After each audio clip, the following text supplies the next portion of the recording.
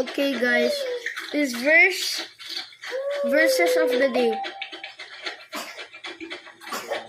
James chapter 1 verse 19. My dear brothers and sisters, take note of this.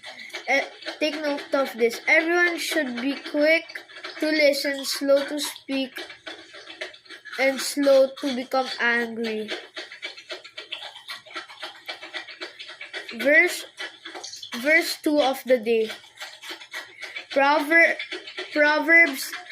chapter 18 verse 21. The tongue has the power of life and death, and those who love it will eat its fruit. 1 Corinthians chapter 10 verse 13.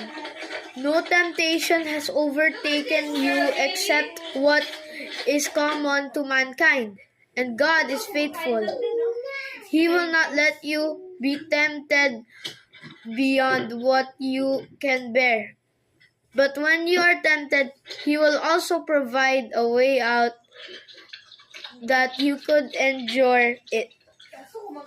Guys, I'm gonna tell you a popular, it's not popular, but I'm gonna tell you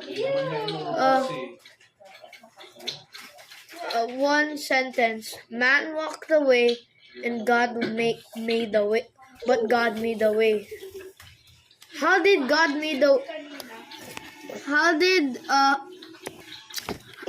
Now tell yourself. How did God made the way?